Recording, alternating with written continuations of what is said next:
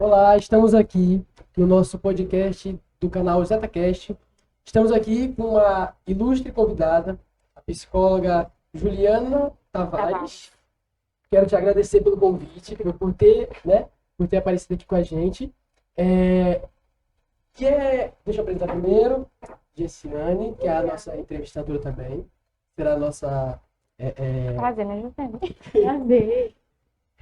Então, para começar o nosso podcast, a gente queria perguntar para você, pedir um pouco para você se apresentar, para dizer um pouco sobre esse assunto que nós vamos tocar sobre hoje. Uhum. Eu me chamo Juliana Tavares, formei em psicologia em 2021 pela Unassal. Desde 2021 eu caí de paraquedas no CAPS, no Centro de Atenção Psicossocial, e até então eu trabalho lá, desde 2021. Sou especialista em saúde mental, como também em saúde da família. E, e assim, hoje nós vamos falar um pouco sobre o Setembro Amarelo, que é o mês, como a gente já sabe, de prevenção ao suicídio. E a gente queria saber um pouco qual é essa história atrás do Setembro Amarelo e por que é tão importante, né? Dentro das escolas, dentro, né? Enfim, em todo o âmbito social. Se a gente for observar, o Brasil é o país que tem mais campanha. Acho que durante todos os meses tem várias campanhas, né? Principalmente voltadas para a saúde. Setembro Amarelo, ele é um mês de campanha, como qualquer outro, né, que tem por aí, mas com a conscientização sobre a prevenção ao suicídio. Então, o mês inteiro é dedicado a esse tema. O tema realmente sobre o suicídio. E assim, a história por trás dele, teve algo que motivou ser criado? Sim, um adolescente de 17 anos, lá nos Estados Unidos, chamado Nike, Michael M., se eu não me engano. Ele cometeu suicídio aos 17 anos de idade, né? Então, ele tinha um carro amarelo. E nesse carro amarelo, após o falecimento deles, todos os familiares e amigos fizeram uma campanha, a fita amarela, né? Então, se tornou esse símbolo que a gente tanto vê mensalmente, né, no mês de setembro, ao longo dos anos que passam, o símbolo amarelo, né? Então, remete a esse carro que ele tinha, né?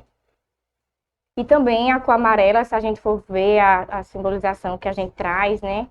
As questões culturais, de valores, crenças, simboliza a luz, a esperança, algo desse tipo. E como é que a gente pode identificar essas pessoas? Só. Eu sempre digo que a questão de saúde mental está para todos, porque é uma questão de doença. Então, eu acho que a única certeza que a gente tem é que a gente vai adoecer ao longo dessa vida, né? Então, transtorno mental, questões psicológicas, ela vem apresentando. Só que muitas vezes os sinais não são percebidos, né? Mas um principal é a mudança de comportamento. Então, as pessoas começam a se isolar, os hábitos alimentares mudam, a questão de sono muda também. Aquela pessoa, ela fica mais reclusa ou ela fala daquela questão que ela está passando de forma bem, bem excessiva, né? Isso é um dos sinais que tem. A dificuldade também de concentração, tendo em vista que as questões psicológicas, elas afetam na nossa rotina, né? Então, tem dificuldade em tomar decisão, em se concentrar, né?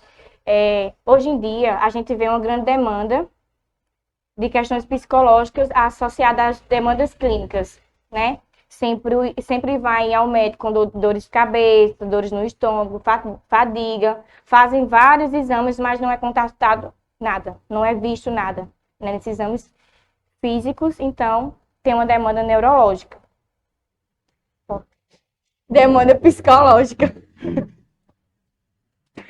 Assim, uma coisa que está vindo na minha cabeça agora, uma pergunta, era porque assim, a gente vê que muitas pessoas quando estão nesse caso assim, com essa doença psicológica, não demonstram. É muito difícil demonstrar. Aí, um dos sinais que normalmente aparece, assim, você disse, foi que a pessoa normalmente fica mais reclusa, fica mais isso. Então eu queria saber quantas pessoas que não demonstram esses sinais assim, que ficam de uma maneira assim, para algumas pessoas ela fica totalmente alegre, mas quando ela vai ficar lá sozinha, ela fica mais para baixo. Eu sempre digo que o corpo da gente, ele dá sinais. Se a gente tem uma dor de cabeça, significa que o nosso corpo está sinalizando que tem algo. Questões psicológicas também não é diferente, né? Por mais que as pessoas tentem não demonstrar o que estão sentindo, uma hora ou outra vem à tona, né? Então, pessoas que apresentam esse comportamento que você disse, muitas vezes não diz no meio social frente a frente, né? Mas muitas vezes usam redes sociais como escape. Sempre carinha triste, coloca alguma imagem negativa, de cunho realmente de tristeza profunda, mas apagam, né? Então, tem uma mudança de comportamento, né? Mas é muito importante estar ao lado de amigos e familiares que possam perceber essa mudança de comportamento, né? Eu sempre digo que a gente não pode, a gente não finge por muito tempo, a gente não consegue segurar por muito tempo. Uma hora ou outra a gente escorrega e a gente demonstra realmente o que a gente está sentindo. E qual é o papel da família, dos amigos, familiares, de lidar com as pessoas que estão em crises? A primeira parte é evitar os julgamentos, né? Eu acho que enquanto questões mentais, psicológicas, né, transtornos, tem uma questão desse estigma ainda, né? Então, tendo em vista a cultura que a gente está inserido, né? Vem do município de Queimadas, realmente. Então, a questão cultural conta muito, né? Agora que está vindo a nova geração de vocês, né? Totalmente diferente, com a tecnologia, né? Mas os pais de vocês, os avós de vocês tinham uma cultura totalmente diferente, né? Então, isso existia, os transtornos, né, as doenças existiam, mas não eram faladas, né? É como se estivesse naquela caixinha preta. A mesma coisa quando alguém tinha câncer, por exemplo, há tempos atrás. Tem familiares que eles nunca diziam, não, não diga esse nome, não pode dizer esse nome, né? Era visto como algo ruim que não poderia ser falado. Então, hoje a gente vê essa questão ainda que é muito pertinente nas famílias. Então, as pessoas sentem, mas elas não falam, né? Então, se não falam, elas são vistas. Eu sempre digo nos meus grupos terapêuticos e aos meus pacientes que não tem como a gente pegar a tristeza, tocar nela, a gente sente, né? O medo, a gente sente. Tem um objeto que nos dá medo, ou situações, né? Mas tem como tocar no medo? Não, né? Porque é algo subjetivo. Então, a primeira coisa é a gente evitar os julgamentos, tentar acolher, né, a fala do outro. Uma outra coisa que eu sempre levo para a minha vida pessoal e profissional é que uma só palavra, ela tem o poder de nos edificar, como ela também tem o poder de nos destruir. Então, se é algo que a gente fala, tem algum significado. Então, ter essa escuta ativa de amigos, familiares, evitar julgamento, sempre oferecer apoio, né? E o mais crucial é sempre procurar uma assistência profissional, porque esse tema é um pouco polêmico e um pouco também delicado, né? Porque muitas pessoas, elas não têm um suporte emocional bom, né? Forte. Muitas vezes elas tentam dar um apoio, mas elas não sabem como e elas vão acabar sofrendo. Então, o apoio crucial é sempre orientar, acolher, ter empatia, mas sempre procurar um profissional da área. E normalmente a gente vê muitos casos que normalmente é a família mesmo que faz, que rejeita, por exemplo, que negligencia a doença que a pessoa está passando, enfim. E realmente é muito difícil a pessoa encontrar ajuda. Qual seria uma dica assim que você daria para essa pessoa que quer procurar ajuda, precisa de ajuda, mas não sabe como? Não consegue. Que não consegue, né? Eu sempre digo que a gente tem alguma coisa que nos sustenta. A gente sempre tem um amigo, ou um familiar, até um animal, que a gente transfere alguma emoção, algum sentimento, né? Então, uma hora a gente vai demonstrar, né? Então, é importante que os familiares e amigos eles atuem com uma rede de apoio positiva, né? Incentivando a sempre procurar E o que aqui no município a gente tem 3 instâncias, né, que podem trabalhar com a saúde mental. Por exemplo, no SUAS, né, que é a rede total, a gente tem a equipe do EMUT, que frequenta sempre, obrigada, que frequenta sempre os postos de saúde, a unidade básica, né? Então, mensalmente, no nosso município, sempre tem um psicólogo, mensalmente. Então, a ACS, agente comunitária, né? Ela tem um vínculo, ela pode estar orientando essa família a conduzir o caso, né? Se a gente for perceber, o psicólogo ele fica na ponte, né? Mas a ACS é quem visita a família mensalmente, né? Então, tem a ponte com a unidade de saúde. Então, na unidade de saúde tem a equipe EMUT que dispõe de psicólogos. Aqui no município, a gente também tem a policlínica, que tem psicólogos e psiquiatra, né?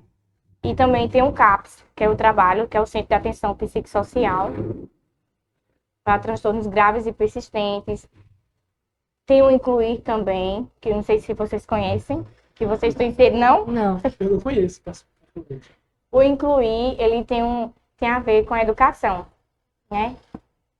Sobre os transtornos educacionais, né? Então, está sempre em conversa aí com a escola, né? Quem tem discalculia, né? Enfim, esses transtornos voltados para aprendizagem. Também hoje, no município, a gente tem o projeto Precoce. Vocês conheciam? Também não. O projeto Primeira Infância. A gente percebeu, eu acho que hoje em dia vocês estão percebendo que os laudos e os autistas estão Aumentando. aumentando, não é? Então, a gente estava percebendo que estava chegando muita demanda equivocada, muitos laudos equivocados, crianças pequenas que fazem uso de medicação absurdas, né? Então, por conta dessa demanda, surgiu o projeto Primeira Infância, que também é realizado lá na Policlínica, né? Falar em saúde mental, é impossível a gente tirar a família, né? A gente somos seres sociáveis, a gente precisa conviver em sociedade, né? Então, quando eu falo em crianças, em adolescentes ou em adultos, a gente fala em todo esse público, idoso também, que precisa de uma assistência, né? E como é que esses meios educacionais, meios escolares, podem ajudar essas pessoas a evitar? Como é que podem ter um tratamento e dar palestras. Isso mesmo. O mês de campanha, né, sobre a prevenção ao suicídio. E a escola ela tem um papel fundamental, né? Como eu falei, a história do Setembro Amarelo surgiu nos Estados Unidos, né? Por conta de Michael, que ele acabou sendo vítima de suicídio. E estudos comprovam, né, ao longo da história, fala que está relacionado ao bullying, né? Então, bullying e escola está muito, muito, muito presente, né? Então, as escolas elas podem estar realizando palestras, workshops, né, debates sobre a saúde mental, né? Convidar os profissionais da área de saúde para ter esse momento, né, com os alunos. Outra coisa que eu acho muito pertinente é capacitar os professores. A gente vê que a demanda de ansiedade no âmbito escolar aumentou bastante, bastante, né? Esse modelo também integral, muitos alunos não conseguiram se adaptar, né? Eu acho que também tem uma certa cobrança também, né? E tudo isso gera questões psicológicas, né? Campanhas de comunicação como essa que vocês estão fazendo é de extrema valia, né? Vocês residem no município? Sim, sim. Vocês sabiam desses 5 programas que tinha? Programas Faz uns 3, eu nem sei, né? 3, mas eu acho que no posto de saúde, né? O psicólogo, o CAPS e a policlínica. Isso. Mas a demanda infantil não sabia, né? É importante, né? Também atividades de integração. Incentivar no meio escolar, a interação social. Hoje em dia, se a gente for estar perto dos jovens, entre 10, todos estão com seus celulares na mão, né? Isso. Será que vocês fazem isso? Rapaz. Então, tem essa questão de promover, né, momentos legais de socialização, né? Tendo em vista que quando a gente não está bem psicologicamente, a primeira coisa que afeta é o nosso meio social, né? E a escola, ela precisa promover um ambiente positivo, que muitas vezes é aquilo, eu vou passar o dia todo naquela escola, toda vez eu tenho crise de ansiedade, eu não consigo ficar lá, e aí pode gerar mais demanda. E quanto ao celular, né? O famigerado celular. Ele impacta muito na saúde mental das pessoas? Ele é o principal causador dessas doenças, por exemplo? Principal, acredito que não, né? Mas contribui.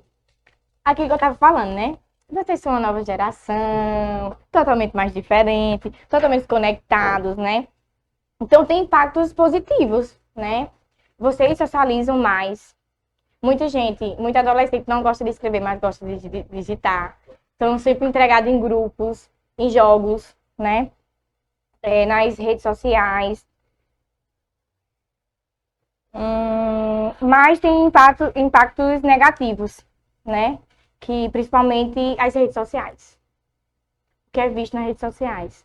Vocês veem mulheres desmaquiadas lá nas redes sociais? Dificilmente. Geralmente não. Geralmente não, né? Vocês veem esboçando algum sofrimento a não ser campanhas para arrecadar dinheiro? É.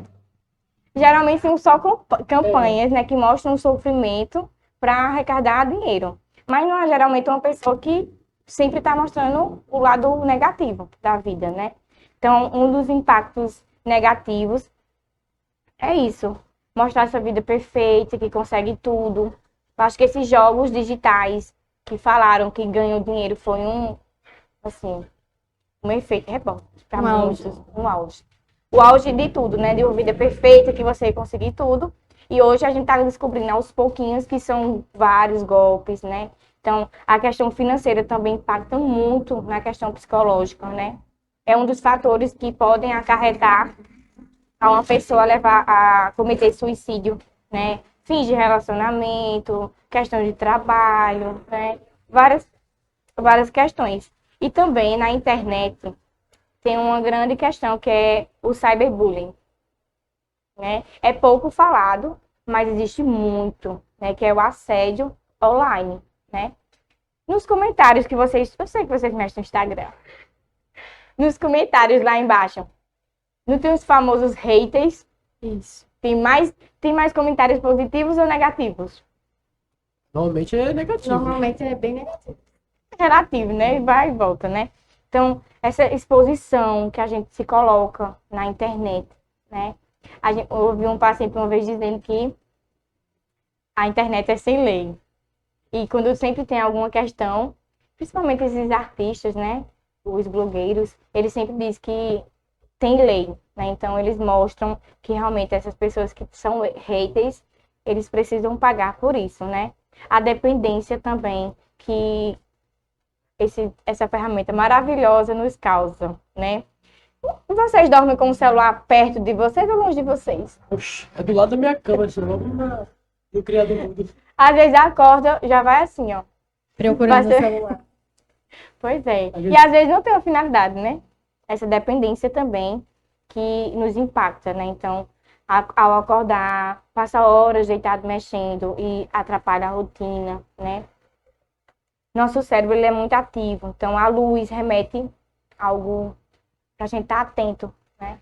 Então, vamos medir aí os usos dos aparelhos, né? Tem uma questão positiva, mas também negativa. E assim, uma coisa que me vem muito na cabeça é que quando as pessoas usam o Instagram, usam redes sociais, normalmente é para tentar mostrar o melhor lado da vida. Só que dificilmente vão conseguir, por conta do jeito que, como você disse. Realmente. Qual o impacto que essa coisa de ficar pensando o que outra pessoa vai pensar de você causa com isso? a questão da rede social, ela mostra uma perfeição. E, infelizmente, essa perfeição é muito longe da nossa realidade, né? Da realidade de cada um. Então, isso pode ter um sentimento inadequado, de inveja também, por desejar aquilo, né? E principalmente se falar no âmbito da mulher, né? O corpo perfeito. Hoje em dia, se conta as pessoas que não têm uma cirurgia de estética, né? A lipo, né? Enfim, harmonização facial. Então, isso pode causar também a questão de baixa autoestima, né? E ansiedade, questão de alimentação também, compulsão alimentar, ou um transtorno alimentar como a anorexia, que é aquela doença que você se vê com o corpo sobrepeso, mas fisicamente você está bem magrinho, né? Então, a rede social nos jovens é uma coisa bem complexa e tem várias, né, multifacetas, né? Mas é fundamental promover o uso consciente e muito equilibrado, né? Nessas plataformas, como eu falei, de jogo, porque hoje em dia se conta as pessoas que não jogam de forma exacerbada, né? E a questão também envolvendo esses jogos de aposta, que eu acho que é o auge realmente de hoje, como ela tinha falado, né? Então, realmente, eu acho interessante, eu acho que nunca é falado ou visto ter iniciativa de pessoas que façam orientação, educação midiática, né, sobre a conscientização desse consumo de questões das mídias, né? Então, se vocês conhecerem alguém que podem falar também, eu acho um quadro interessante, né? Porque eu acho que ninguém fala, né, sobre promover essa educação sobre a mídia, né? O que é que ela te oferece de bom? O que é que ela te oferece de mal? Até que ponto está sendo positivo para você ou está ali causando sofrimento, né? Então, é uma coisa vasta, mas é pouco falada, né? Então, é mais vista a perfeição, como o Gabriel tinha falado, mas não é falado o sofrimento que ela causa. E em meio a esse tema, né, são existentes há muitos mitos sobre. E como é que esses mitos? É uma questão de Setembro Amarelo, né? É bastante falado. Acho que não só sobre o Setembro Amarelo. A gente tem muito mito, né, na nossa cultura. Isso. Ou nunca te falado que não pode comer batata com leite. Muitos Ou mitos. manga, né? Manga com leite. É manga com leite, não batata. Manga com leite, né? Então, tem muitos mitos que às vezes é verdade e aconteceu com aquela pessoa, né? Então, sim, tem muitos mitos, né, sobre a temática do Setembro Amarelo, como falar sobre o suicídio, né? Como eu tinha falado antes aí de iniciar o podcast com vocês, é um tema muito polêmico, delicado, né? Então, estudos comprovam que realmente divulgar, falar, aumenta o índice. Mas também tem muitas pessoas que relatam, né, que após ter visto um workshop, uma palestra, incentivou em buscar ajuda, né? Então, igual esse mito que a gente tem. Mesmo que muita gente não coma manga, alguma coisa, acho que ao longo da vida vocês comerem alguma coisa e ficarem, meu Deus, será que eu vou morrer? E assim se vai, né? Então, falar sobre o suicídio pode ajudar muito, muito a quem está precisando. E também, principalmente, a tirar esse estigma que tem, voltado em torno do transtorno mental. Acho que tem muito estigma ainda, né? Como, eu não sou doido, eu não tá pensando que eu sou louco, né? Então, acho que loucura. Tem até um ditado. Que no momento eu esqueci.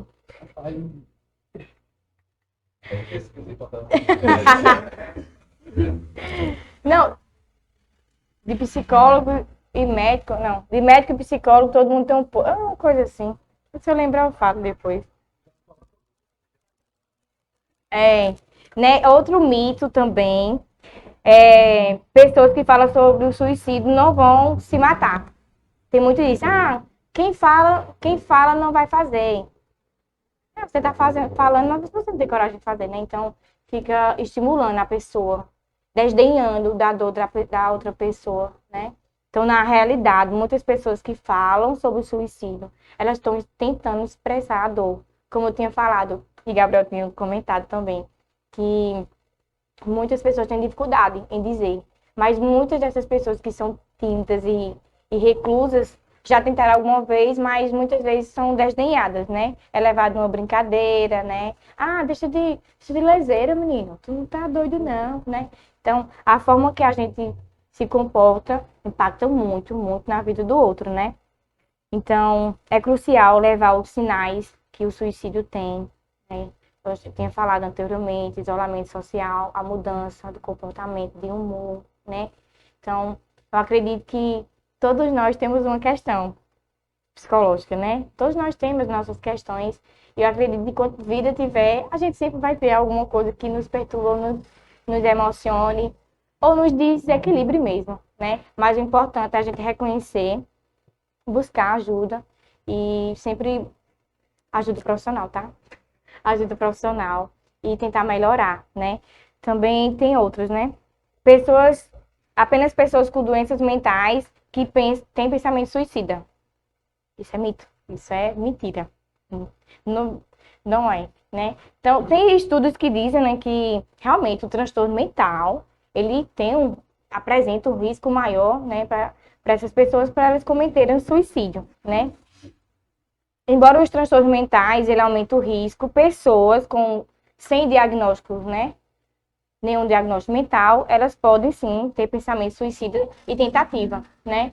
Então, tem muita tentativa que são chegadas em hospitais, mas não são notificadas, né? Então, acho uma coisa importante enquanto profissional de saúde é sempre ter notificações, né? E para a população também, principalmente não para a população, principalmente para os âmbitos de saúde mental, né? O CAPS, por exemplo. A prevenção do suicídio não é possível. Muitas pessoas também trazem esse mito, né? Ah, não tem prevenção, né? Para isso, e na verdade existem várias estratégias, né, que são eficazes, né? E ter um apoio psicológico, intervir, né? Então, ter programas educativos como esse, né, que podem incentivar a pessoa a se encorajar. Outro também, o suicídio acontece apenas em determinadas faixas etárias. A gente sempre vê na faixa dos 20 a 30 e pouco, né? Acho que o que as mídias dizem por aí. Mas tem muito suicídio infantil, muito suicida em idosos, porque é uma população um pouco esquecida, né? Então tem muito realmente, né? E o mito também é vergonhoso buscar ajuda para questões de saúde mental. Aquilo que eu tinha falado, né, de senso comum. Não vai não. Isso é falta de Deus, vou te levar para a igreja. E tu vai melhorar. Não, vamos fazer isso ou aquilo. Que isso vai passar, né? Eu sempre digo, em senso comum mesmo. A famosa pereba. Todo mundo já teve um machucado, não foi? Quando a gente se machuca e a gente toma uma medicação ou passa uma pomada, a primeira coisa que cria é o quê? A película, o cascão que a gente fala, né? O cascão primeiro. Então. Mas toda vez que a gente esbarra no ferimento, no sangra, porque ainda por dentro não tá tão sarado, né? Então, as nossas questões psicológicas, eu sempre digo que a gente tem uma feridinha psicológica, que muitos buscam medicação, não buscam questão de tratamento psicológico mesmo, toma medicação, camufla ali, ajuda muito a medicação, lógico, né? Mas não é só isso o tratamento. E acontece sempre outra coisa ao longo da sua vida e volta novamente, né? Então, ter cuidado nesses mitos que a gente alimenta, né? E outro também, pessoas que estão deprimidas sempre parecem deprimidas. Acho que tu tinha falado antes, né? Que aquelas pessoas são sorridentes. Que são sorridentes, estão felizes por aí, o mundo fora. Isso aí, isso é um... Assim dentro dela, né? Isso é um mito, né? Que pessoas deprimidas, elas sempre estão deprimidas, tristes, né? Não, ao contrário. Eu acho que todo excesso esconde uma falta. Então, isso é em tudo na nossa vida. Acho que no Instagram. Olha, eu vou usar das mídias. No Instagram, eu não sei se vocês já viram, é um rapaz que tá na esteira. Aí tem vários sapatos amarrados no sapato dele. Enfim, aí mostra lá, todo excesso tem uma falta. Então, eu fui buscar saber, né, que tinha por trás. Ele teve uma infância muito sofrida e ele não tinha condições de comprar nenhum calçado, né? E quando ele se formou, conseguiu realmente, toda vez ele tem necessidade de comprar sapatos, né? Então, todo excesso, ele esconde uma falta. Então, essas pessoas, na realidade, a depressão, ela pode se manifestar de várias formas, né? Algumas pessoas, elas podem parecer ótimas, né? Mas por dentro, como você falou, elas estão lutando realmente contra elas mesmas. E eu queria, pelo menos, entender, assim, quanto a depressão é a principal, vamos dizer, doença que afeta o suicídio ou tem outras, como posso dizer, outro motivo não, porque já foi dito, né? Mas outros fatores, perfeito, outros fatores que possam influenciar, além, por exemplo, da depressão em si.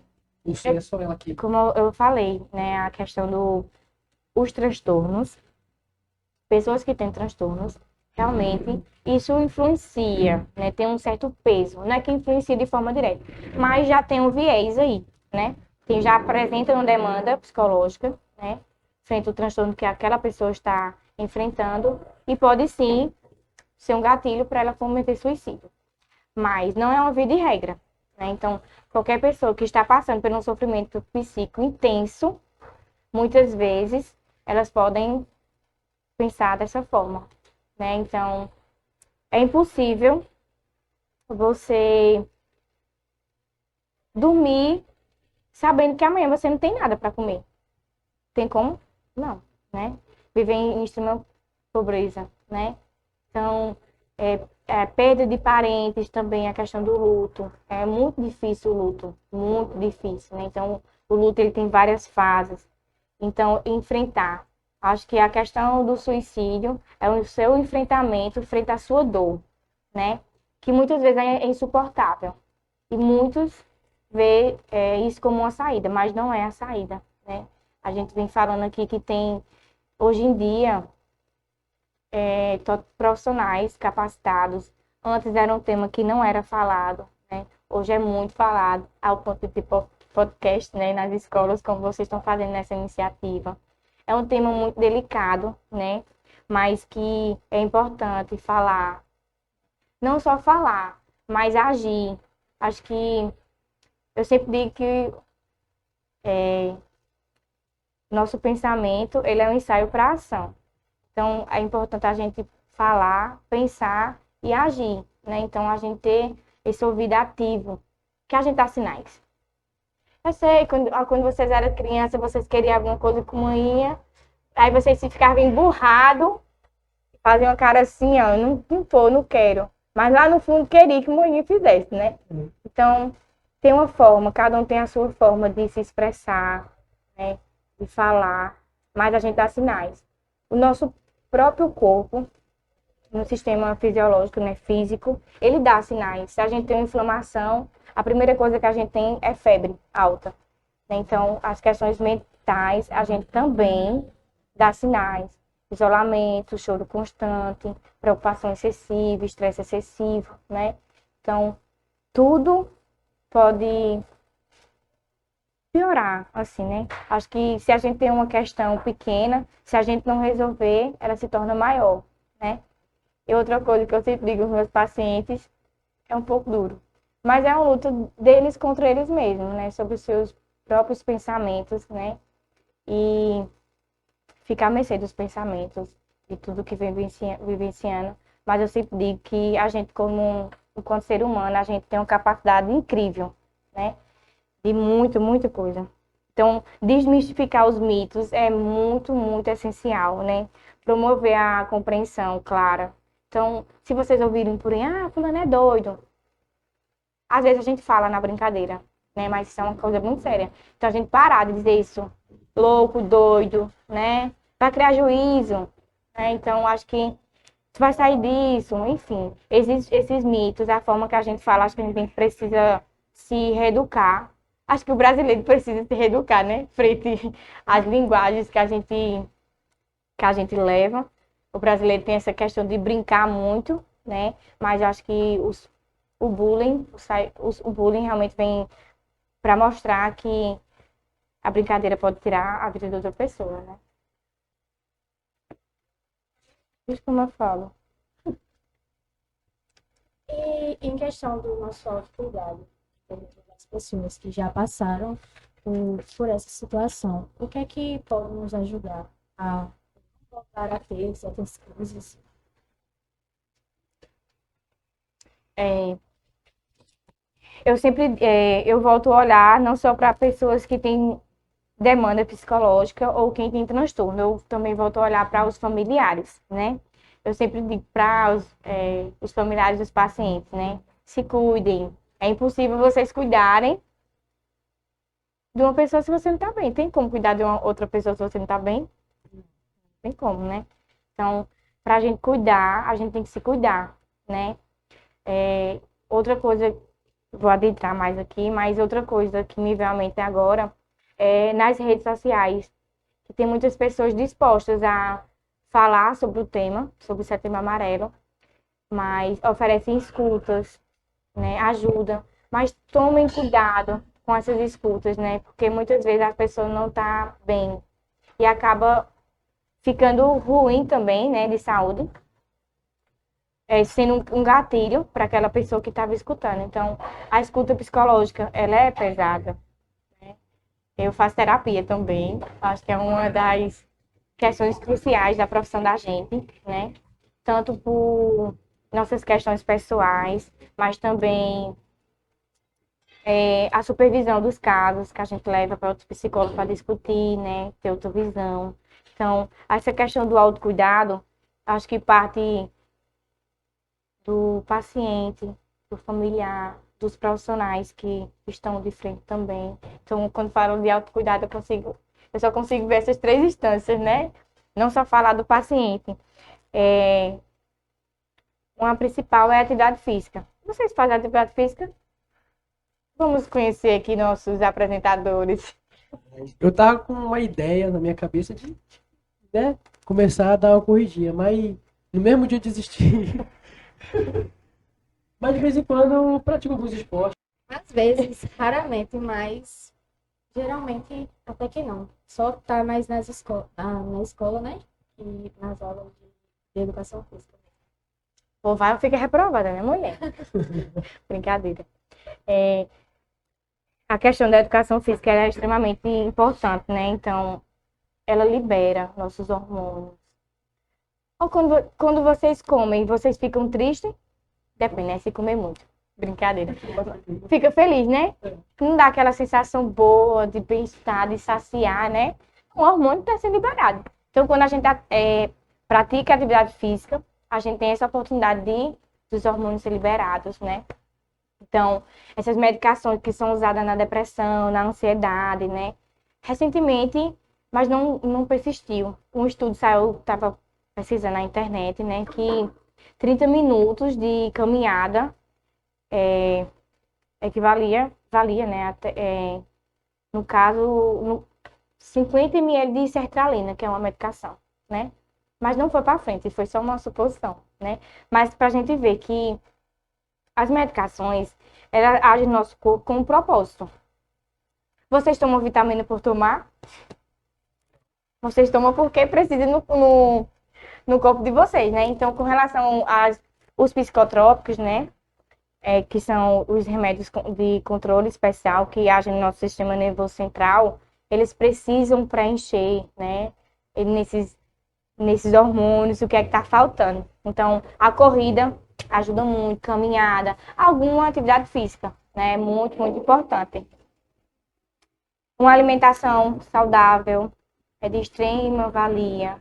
Eu sei que se a gente for ver bem o nosso contexto, onde a gente está inserido, tem uma questão ainda, né, cultural, não cultural, socioeconômica, né, um pouco precária. Muitas famílias só sobrevivem ou vivem com Bolsa Família. Então, Eu sei que muitas vezes, muitas famílias não conseguem ter uma boa alimentação, né? Porque, infelizmente, o custo está muito alto, mas ela faz com que melhore o humor. Como vocês falaram, vocês comerem, vocês ficam tristes? Não, vocês ficam felizes, né? Sono de qualidade. Vocês dormem bem? Mais ou menos. Se a gente não dormir bem... Vocês já perderam uma noite de sono? Já, Várias. diversas vezes. Como é que vocês ficam no outro dia? Exausto. Cansado, cansado. Consegue fazer a rotina de antes? A vontade é só de fazer o quê? Ficar Deitar e Dormindo. e dormir, né? Aquela indisposição de não fazer nada. E a paciência? Parece que vocês têm paciência. Quando a pessoa fica lá, ei, Gabriel. eu sou um pouco. É um pouco. Gabriel, um pouco. Eu sou um Né? pouquinho tranquilo. Mas, assim, ter uma boa qualidade de sono ajuda muito nessa questão do autocuidado.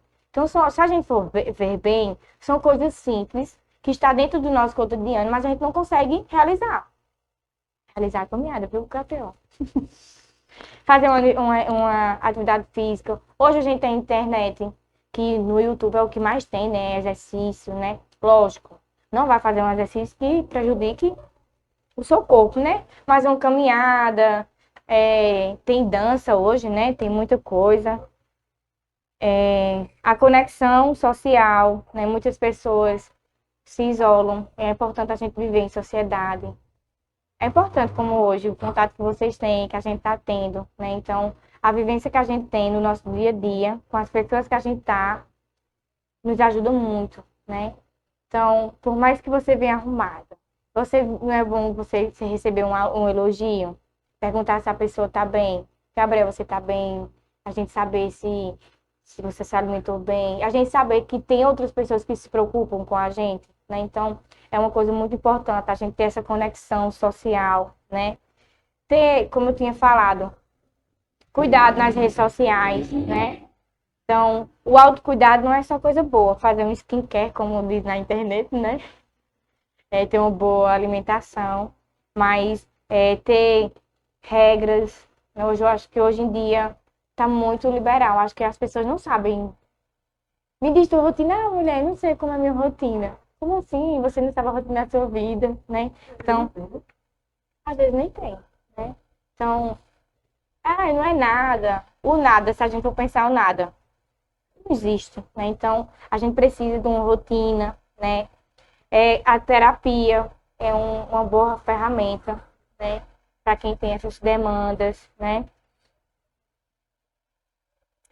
E esses hobbies? Tem pessoas que têm muitos hobbies aqui, né? Recentemente eu estava vendo queimadas. Tem pessoas que praticam skate, né? Tem rapel. Tem vários esportes aí que eu acho que as pessoas podem se identificar. A galera também da academia de saúde, que muitas vezes a gente só vê idosos naquelas, né? Vocês já viram? Já? Já, demais. Vocês vê algum jovem lá? Não, sempre é mais idoso, mais Isso. Mas é algo que está sendo ofertado para a população, não é voltado só para o idoso, né? Então, é importante vocês irem participar disso, ver o que tem, né? Desenvolver algum hobby, né? Acho que hoje em dia poucas pessoas também têm um hobby de leitura. Então, o autocuidado, ele vai de coisas simples, da nossa alimentação. Tem pessoas que têm uma negligência enorme com a alimentação. Não liga de ter uma boa alimentação assim no horário certo.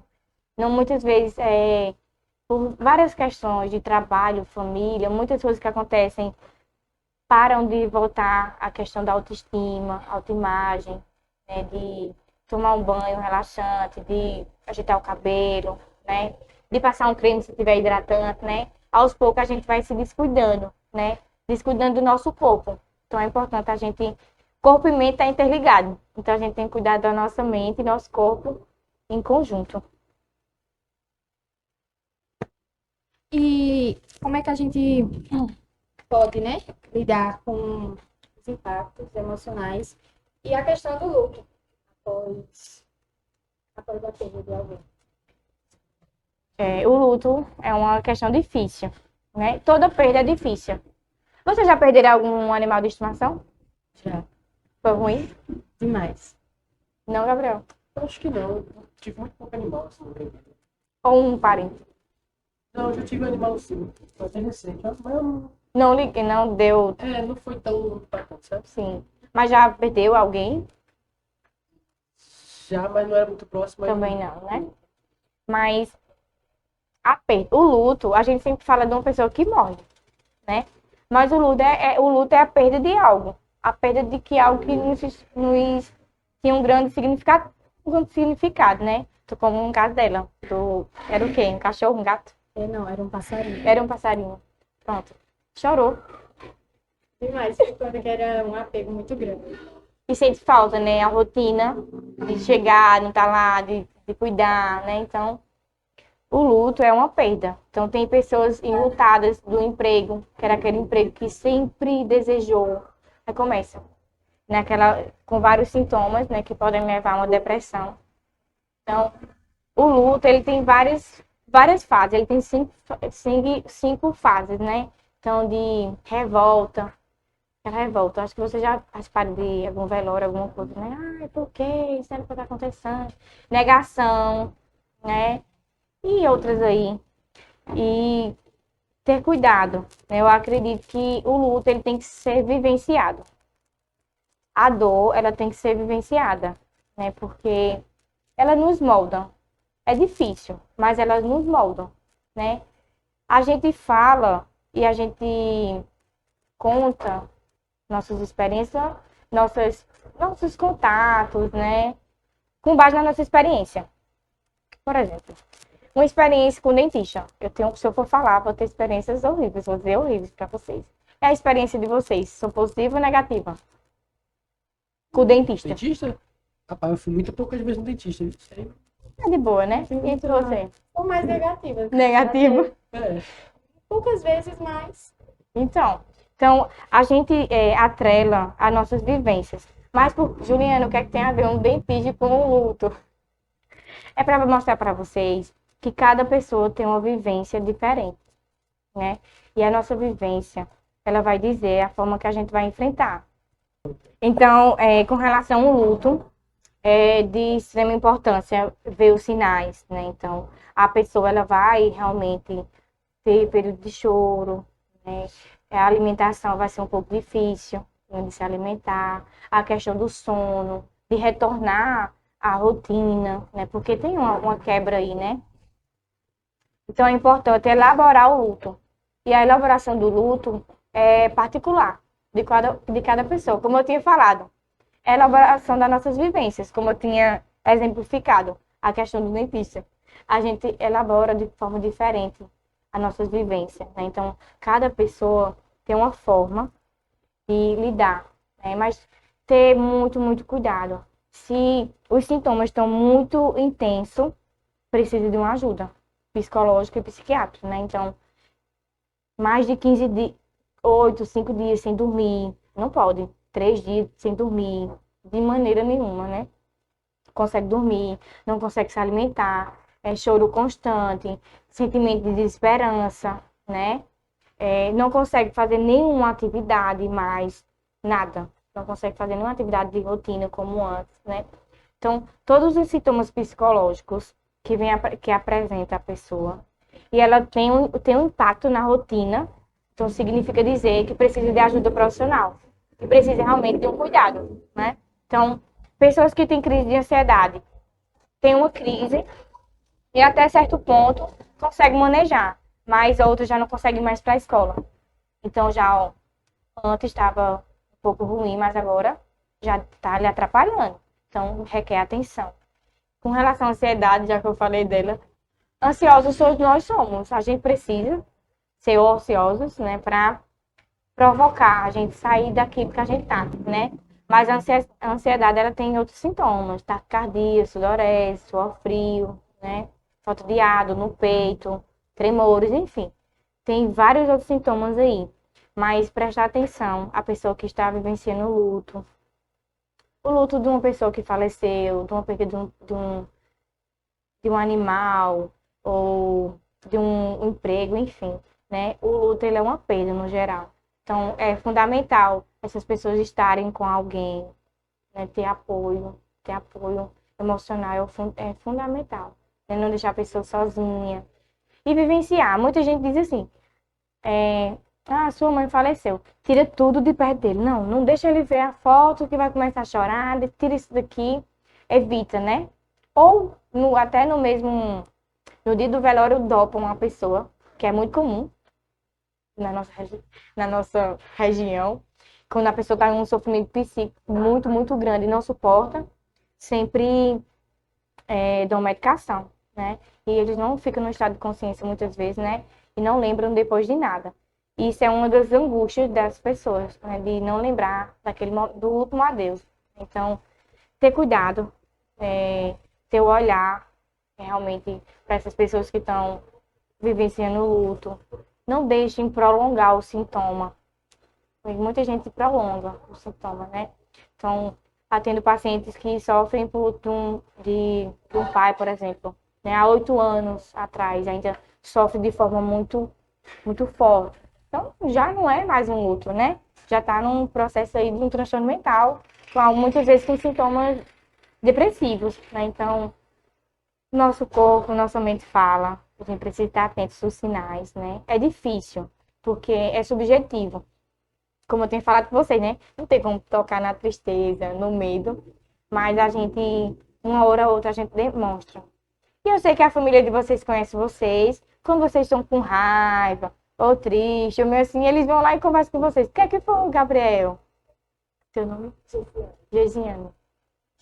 Gessiane. O que aconteceu? Porque tu tá assim, menina, né? Então, a nossa expressão, ela muda. A nossa feição, né? Muda. Então, a gente apresenta assim. Como psicólogo, a gente queria entender como que vocês se blindam, como vocês se protegem quando vão atender alguns casos uns casos que são um pouco mais pesados, vamos dizer assim, né? Como que vocês se protegem ou se preparam para atender essas pessoas? Em certas situações. Né? Como eu falei, né? Como psicóloga, a gente tem que fazer terapia. É importantíssimo fazer. No caso, eu faço análise, né? Que é diferente da psicoterapia, né?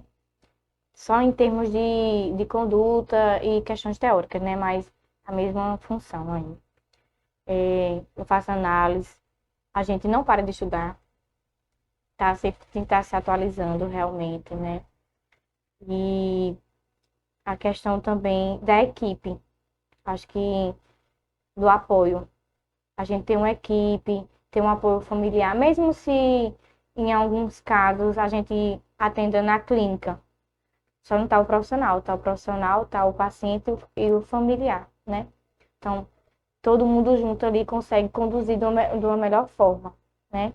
Mas eu acho muito difícil um profissional da minha área, né, não fazer terapia, né, não procurar resolver as suas questões. A gente tem as nossas questões, né, mas são resolvidas na nossa terapia, né? E quando a gente vai atender, a gente é como se a gente não existisse lá. Quem existe realmente é o paciente, né? A gente se abastece da gente. A gente não existe naquele momento para realmente o paciente aparecer e aparecer no sentido de falar, né? Então, tem casos realmente que mexe com a gente. Mexe assim no sentido de agora. Que a gente tentou isso, fez essa intervenção, fez isso. Eu já vi na questão teórica, eu li isso, mas tentei, não deu certo. Tem a supervisão de casos, é muito interessante, né? Então, a gente consegue discutir casos com outros profissionais. Aquilo que eu tinha falado, tem percepção diferente, vivências diferentes, que nos ajudam, né? Então, às vezes, a gente está num caso um pouco delicado e a gente estuda todo o caso e a gente não consegue ver. Mas eu já tenho uma colega, no CAPS, por exemplo, no Centro de Atenção Psicossocial. Eu não trabalho sozinha. Trabalho com psicopedagogo, com educador físico, fono, psiquiatra. as enfermeiras, né? Os cuidadores, que têm um olhar muito bom. Então, em casos delicados, a gente ter a supervisão. Supervisão de caso é muito bom. Se tiver a oportunidade de discutir o caso em equipe, multi, é muito, muito, muito bom mesmo, né? No caso onde eu trabalho, que é de média complexidade, a gente consegue acessar outros dispositivos, né? A escola, eu tenho abertura com as escolas, né? As escolas também vêm com a gente, vice-versa, a gente troca as figurinhas, né, sobre os nossos pacientes, né? O CREAS, o CRAS, enfim. A gente, no CAPS, a gente consegue ter uma rede maior, né? E ver que aquele caso não é só nosso, mas assim, uma questão de saúde do município. Todo mundo, se precisa, todo mundo vai dar as mãos e vai ver o melhor naquele momento. Mas indispensável, viu? Terapia, enquanto psicólogo, estudo que a gente não para, supervisão de caso. A gente diz que é um tripé na psicologia, né? A gente precisa desse tripé. Terapia da gente, o estudo que a gente não para de estudar e supervisão de caso. É muito bom a gente ter supervisão com outros profissionais que tiveram outra experiência. Sim, Gabriel. E agora, para a gente, infelizmente, encerrar a nossa conversa, o que é que você deixa? O que é que você pode falar? Uma mensagem final de acolhimento. Obrigado por ter me convidado. Foi muito bom ter esse momento com vocês, né? Que bom de vocês terem essa iniciativa, né? Eu achei muito interessante, né? Principalmente no âmbito escolar, né? E utilizarmos das mídias, né? Para alcançar outras pessoas, outros espaços, né? A mensagem de hoje que eu levo comigo, essa palavra, recomeçar. Acho que todos os dias a gente tem a oportunidade de recomeçar. Recomeço é fácil? Não. Difícil, né? Mas todos os dias a gente tem a oportunidade de recomeçar e fazer diferente, né? Somos perfeitos? Não, né? A gente somos imperfeitos, a gente erra, a gente falha. Mas todos os dias saibam que a gente faz o melhor, né? A gente dá o nosso melhor. Frente às circunstâncias que a gente enfrenta ao longo da nossa vida. Enquanto vida tiver, a gente vai estar nessa montanha russa, né? Porque se fosse uma linha reta, acho que não seria uma vida, né? Não teria emoção, né? Então, tem tanta emoção como tristeza também. Mas lembre-se que quem está passando por alguma questão psicológica, né? Não pensem que estão sozinhos, que não estão. Eu tenho a plena certeza que cada pessoa é especial por existir, né? E existir é difícil, né? Mas acho que a gente tem a capacidade de mudar a nossa vida.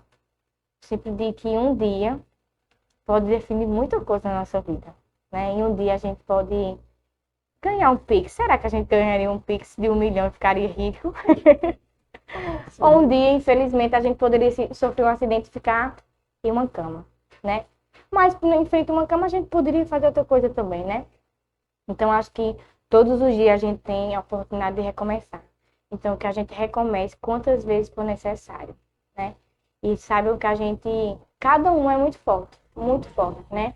Cada um tem a sua capacidade de resolver, de ressignificar as coisas que acontecem na nossa vida. E a vida é muito, muito boa de ser vivida. É difícil? É, né? Mas lembrem sempre isso, a questão de recomeçar, saber que vocês não estão sozinhos, que a gente está junto, né? Não só no Setembro Amarelo, acho que é um tema saúde mental que deve ser abordado ao longo do nosso ano inteiro, né? Que é uma questão de saúde, né? Então, saúde acho que a gente tem que falar diariamente, tá? Muito obrigada. A gente agradece muito a sua participação. Realmente a gente ganhou muito com esse episódio. E para encerrar, queria pedir para quem assistiu até aqui, deixar o like, se inscrever e queria pedir para todo o estúdio aqui dar uma salva de palmas para Juliana. Foi um grande episódio. Curtam e compartilhem, por favor. Ó. E é isso, né? Tchauzinho. Meu Deus.